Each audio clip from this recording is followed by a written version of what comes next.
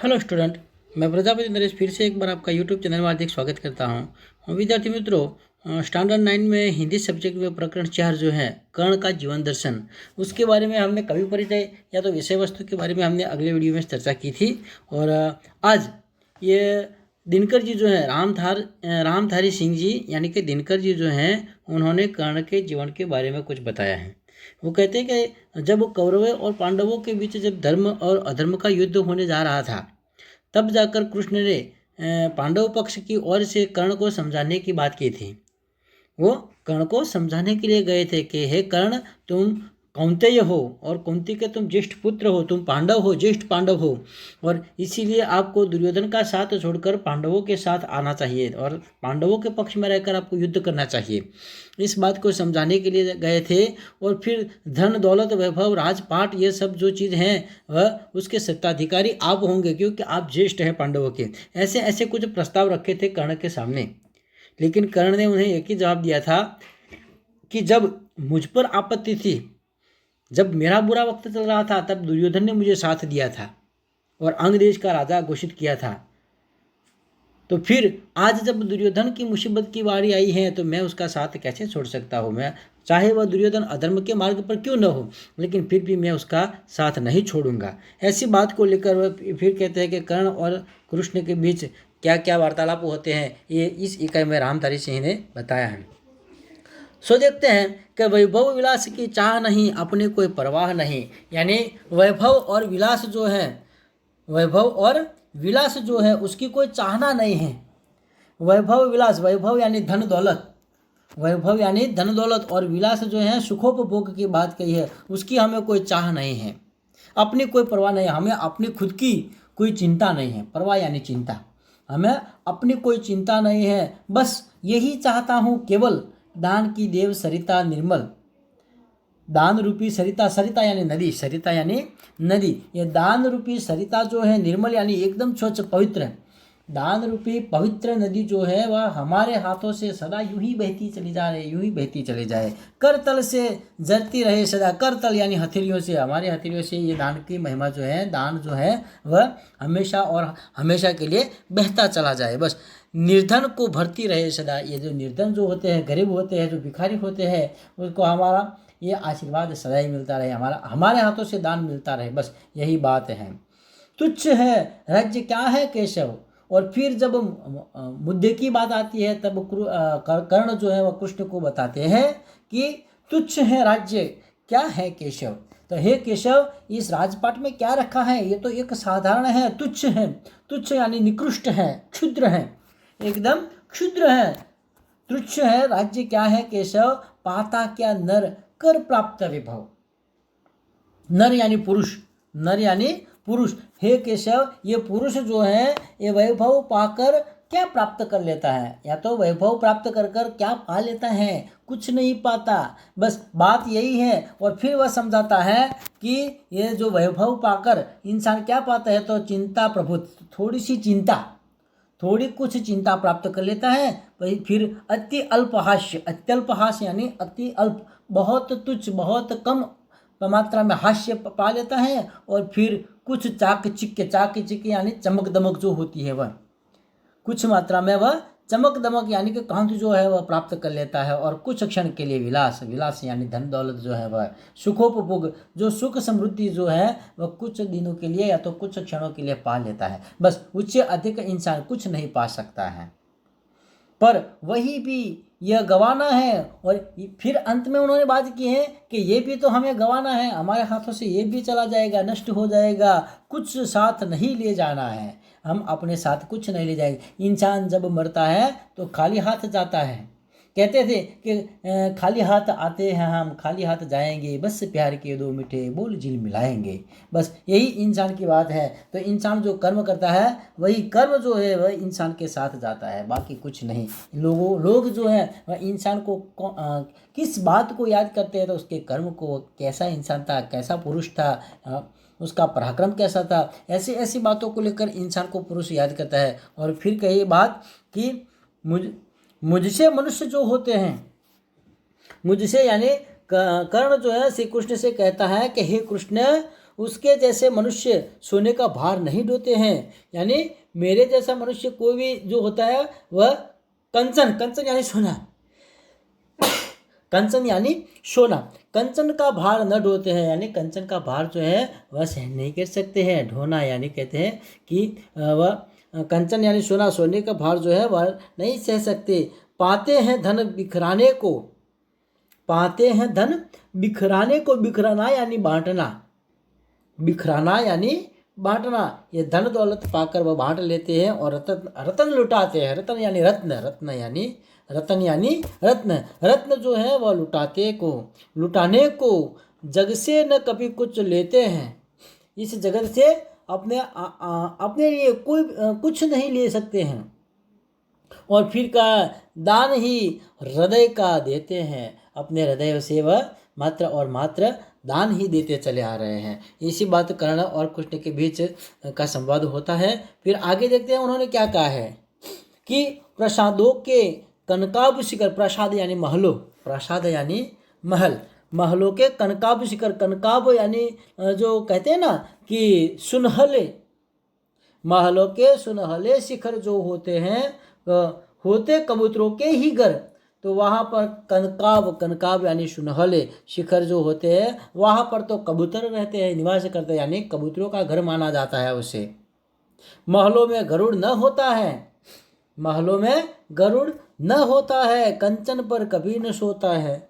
ये गरुड़ जो है वह कभी कंचन की मोह माया नहीं रखता है, कंचन पर वह कभी नहीं आता है, क्योंकि ये उसकी पसंदगी ही नहीं है, उसकी बात ही कुछ अलग है, उसका जिक्र ही कुछ अलग होता है। इसीलिए कहते हैं कि बसता वह कहीं पहाड़ों में, शैलों की फाटी दरारों में, बसता हुआ कहीं पहाड़ों में। जो गरुड़ जो होता है वह तो पहाड़ों के कई दूरियों तक बस जाता है, या तो फिर उसकी दरार जो होती है, फटी दरारें जो होती है, उस दरारों में उसका निवास स्थान होता है। क्योंकि गरुड़ यानी पक्षियों का राजा माना जाता है, और इसीलिए पक्षियों के राजा जो होता है वह पहाड़ों की चट्टानों पर सोता है, वहीं रहता है। और कर्ण अपने आप को गरुड़ जैसा बताने को कहता है।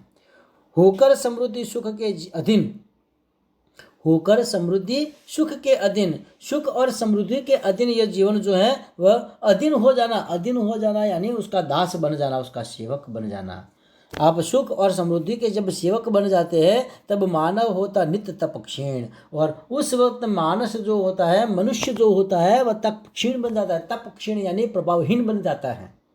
जो वैभव विलास या तो धन दौलत का अधीन बन जाता है, गुलाम बन जाता है, दास बन जाता है, तब जाकर इंसान जो होता है तप क्षीण बन जाता है, यानी उसका प्रभाव नष्ट हो जाता है। यानी तप क्षीण यानी प्रभाव नष्ट होना, प्रभाव नष्ट हो जाता है। फिर कहते हैं कि सत्ता किरीट मणिमय आसन, सत्ता और किरीट और मणिमय आसन ये करते मनुष्य का तेज हर, मनुष्य के तेज को हर लेता है। मनुष्य के तेज को हरना यानी कहते हैं कि उसके प्रभाव जो है नष्ट कर देना, उसकी कांति जो है वह दूर करते हैं, उसकी कांति जो है, जो तेजस्विता जो होती है वह नष्ट हो जाती है, उसका पराक्रम जो होता है वह नष्ट हो जाता है। कैसे? तो सत्ता की लालच रखता है, किरीट यानी मोतियों मोड़े से बड़ा आसन है जो है, उस आसन पर बैठने की जो लालसा रखता है वह इंसान जो है उसका तेज हर जाता है, यानी प्रभाव नष्ट हो जाता है। फिर कहा है कि नर विभव हेतु ललचाता है पर वही मनुष्य को खा जाता है, खाता है। नर विभव हेतु ललचाता है, जो नर, जो मनुष्य, जो नर यानी मनुष्य, जो मनुष्य वैभव हेतु ललचाता है, हेतु यानी कारण, उसके वैभव के कारण जो ललचा जाता है, तो वही मनुष्य जो होता है वही मनुज को खाता है, और वही वैभव जो होता है वही मनुज को, मनुज यानी इंसान, इंसान को खा जाता है। वही वैभव, वही धन दौलत जो होती है वह इंसान को खा जाती है। ऐसी बात यहाँ नाम रामधारी सिंह दिनकर ने बताई है। फिर आगे कहा है उन्होंने कि चांदनी की बात की है कि चांदनी पुष्प छाया में पल, चांदनी और फूलों की छाया यानी अत्यंत सुख सुविधा में पलकर, चांदनी पुष्प छाया में पल, नर गले बने सुमधुर कोमल। इंसान जो है, मनुष्य सुंदर और कोमल भले ही बन जाए, चांदनी जो है, पुष्प जो है, छाया में पलता है जो इंसान, फूलों में, वो कहते हैं क्या, फल और फूलों में जो खिलता रहता है उसका जीवन वही व्यतीत हो जाता है, और कुछ क्षणों के लिए वह कहते हैं कि सुंदर और कोमल बन जाता है। लेकिन फिर कहा है पर अमृत क्लेश का पिए बिना, क्लेश, क्लेश यानी जो कहते हैं ना, क्लेश यानी ये नष्ट करने वाली जो बात है वह क्लेश, यानी कहते हैं कि एक दूसरे के बीच का जो बात जो कही है वह कष्ट। क्लेश यानी कष्ट यानी वेदना, जो वेदना होती है एक दूसरों को जानने की वेदना जो होती है, यह वेदना की बात की है कि अमृत क्लेश का पिए बिना, आतप अंगड़ में जिए बिना। यानी अमृत पिए बिना, धूप और आंधी सहे बिना न वह मनुष्य कहलाता है। वह पुरुष नहीं कहला सकता, विघ्नों को नहीं हिला सकता। जो विघ्न, विघ्न यानी कहते हैं कि हमारे यहाँ जीवन में बहुत सारे ऐसे आडंबर आ जाते हैं, और इसी आडंबर को हम शायद कहते हैं कि विघ्न कहते हैं, यानी दरारें जो कहते हैं, हमारे बीच का जो संकट होता है उस संकट को शायद वह नष्ट करने की बात कहे हैं। और फिर कहते हैं कि पर अमृत क्लेश का पिए बिना। क्लेश यानी यहाँ फिर बात करते हैं कि क्लेश की, तो कि क्लेश का मतलब क्या होता है, तो यहाँ पर लिखा है कि कष्ट यानी वेदना। क्लेश यानी कष्ट यानी वेदना के बारे में कहा है कि इंसान जब वेदना किसी भी प्रकार का दुख या तो वेदना यानी पीड़ा जब उनके शरीर पर वह सहन नहीं कर सकता है, तो अंगड़ में जिए बिना, अंगड़ी, अंगड़ यानी उसका शरीर जो है वह, अंगड़ यानी आंधियों, आंधियों में वह किस प्रकार से जी सकेगा। अंगड़ में जिए बिना, जो आंधियों का सामना नहीं करता, यानी कहते हैं कि जीवन में हर किसी समय पर आंधी तो आफतें तो आती ही जाती है, आतप होता है, आंधी होती है। इस आंधियों आतपों यानी तेज धूप जो कहते हैं, आतप यानी तप, तप यानी तपना, तेज धूप जो होती है, बहुत गर्मी होती है, और आंधियाँ होती है, और फिर कहते हैं कि क्लेश होता है। इसके बिना मनुष्य जो है वह जीवन में सफल नहीं, वह पुरुष नहीं कहला सकता। अंत में कहा उन्होंने कि वह पुरुष नहीं कहला सकता, विघ्नों को नहीं हिला सकता। जो विघ्न को हिला नहीं सकता, आपत्तियों जो होती है, विघ्न यानी आपत्ति, उसके जीवन में जो आपत्ति होती है, विघ्न यानी आपत्ति, उनके जीवन में जो आपत्ति होती है, इस आपत्ति को हिला नहीं सकता, तो उसका जीवन नष्ट है, वह मनुष्य नहीं कहलाता। उड़ते जो झंझावातों में, उड़ते जो झंझावात, झंझावात यानी वर्षा सहित तीव्र आंधी होती है, जो वो झापटों के साथ जो बारिश होती है, वह झापटों के साथ जो बारिश होती है, उस बारिश की बात कही है। उड़ते जो झंझावातों में, पीते जो वारी प्रपातों में, प्रपात यानी जो धोध होता है वह, प्रपात यानी जो धोध होता है, झरना होता है वह, पानियों का झरना, जो झरना होता है उसका पानी नहीं पीता, जो यानी कहते हैं कि जीवन जो है उसका कष्टमय होना चाहिए, उसका शरीर जो है वह ऐसा गड़ा हुआ होना चाहिए कि किसी भी दुख को सहन कर सके इंसान। सारा आकाश अयन जिनका, अयन यानी घर, सारा आकाश जिनका घर होना चाहिए, ऐसी बात कही है कि और फिर विषगर भुजंग भोजन जिनका, विषधर, विषधर यानी जो अपने आप पर विष रखता है अपने आप में, यानी सांप की बात कही है यहाँ पर। भुजंग यानी सांप, भुजंग यानी सांप की बात कही है कि सारा आकाश अयन इनका, जिनका, अयन यानी उसका घर जो है वह, निवास स्थान जो कहते हैं वह। झंझावात यानी प्रपात, यानी सारा आकाश अयन जिनका, तो सारा आकाश जो है वह उनका घर बन जाता है, और विष धारण करने वाला भुजंग सांप जो है जिनका भोजन बन जाता है, वे ही फणिबंद कहलाता है, छुड़ाते हैं। फणिबंद यानी सांपों के बंधन से, नागपाश से वही छुड़ा सकता है, कि जिसका भोजन हमेशा सांप ही रहा है, जहरीले सांप ही रहे हैं, तो वही, यानी गरुड़ की बात कही है यहाँ पर, वही गरुड़ जो होते हैं फणिबंद, फणिबंद छुड़ाते हैं, धरती का हृदय जुड़ाते हैं। और इसी प्रकार धरती के हृदय से जुड़ाने की बात कही है कि जो फणिबंद होता है यानी नागपाश जो होता है, और नागपाश से जो छुड़ाता है, वही तो गरुड़ों के राजा कहलाता है, पक्षियों के राजा कहलाते, धरती का हृदय जुड़ाते हैं, जो धरती का हृदय जुड़ाते हैं। और फिर कहा है कि मैं गरुड़ कृष्ण, हे कृष्ण मैं ऐसा ही गरुड़ पक्षी हूँ, मुझे ऐसा ही समझो गरुड़ों के जैसे, क्योंकि मेरे जीवन में हमेशा कष्ट ही कष्ट है, दुख ही दुख है, मैंने सहे हैं, मैंने बहुत ही मुसीबतों का सामना किया है, इसीलिए मुझे अब कोई प्रसाधनों की ज़रूरत नहीं है, महलों की ज़रूरत नहीं है, राजमुकुट की ज़रूरत नहीं है, मोती या तो मणियों की हमें ज़रूरत नहीं है।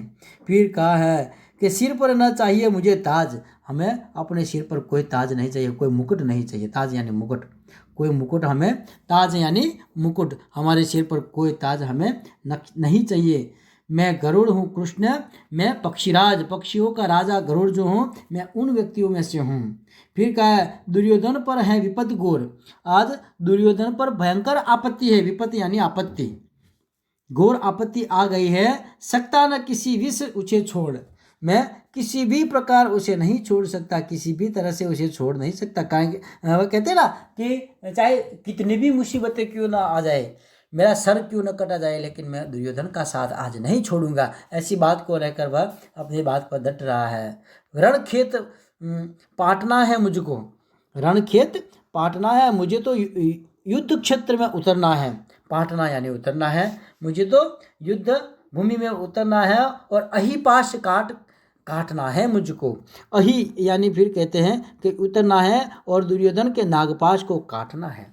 दुर्योधन के ऊपर जो आपत्ति आई है, अही मतलब साप, और पाश यानी बंधन, तो सांपों का जो बंधन है, तो दुर्योधन पर आज जो विपत्ति आई है, सांप रूपी बंधन की जो विपत्ति आई है, उसी विपत्ति को काटना है मुझे। बस यही बात लेकर कर्ण और कृष्ण के बीच संवाद किए जा रहे हैं। तो स्टूडेंट यहाँ पर काव्य हम समाप्त कर देते हैं, और फिर बात कही है शब्दार्थ और टिप्पणी की, तो यह आपको जरूर लिखना है स्वाध्याय कार्य में, या अपने होमवर्क के बुक में लिख देना है। और फिर बात कही है स्वाध्याय की, तो स्वाध्याय जो है वह भी आपको लिखना है। और इसके बाद यहाँ पर जो कुछ भी दिया है,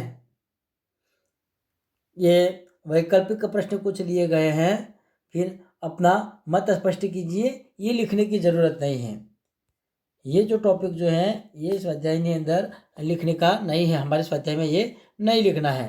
तो विद्यार्थी मित्रों, आज का बस वीडियो यही रहेगा कि कर्ण का जीवन दर्शन जो है, वह जीवन दर्शन के विषय वस्तु के बारे में उन्होंने जो लिखा है, दिनकर जी ने, रामधारी सिंह ने जो भी लिखा है, उस काव्य को समझाने का प्रयत्न हमने किया है। यदि हमारा यह वीडियो आपको पसंद आए, ये काव्य का रस दर्शन आपको समझ में आ जाता है, तो इस वीडियो को ज़रूर शेयर करना और सब्सक्राइब करना, और शायद कहते हैं कि ज़रूरतमंद विद्यार्थियों को भी शेयर करना। ठीक है, धन्यवाद।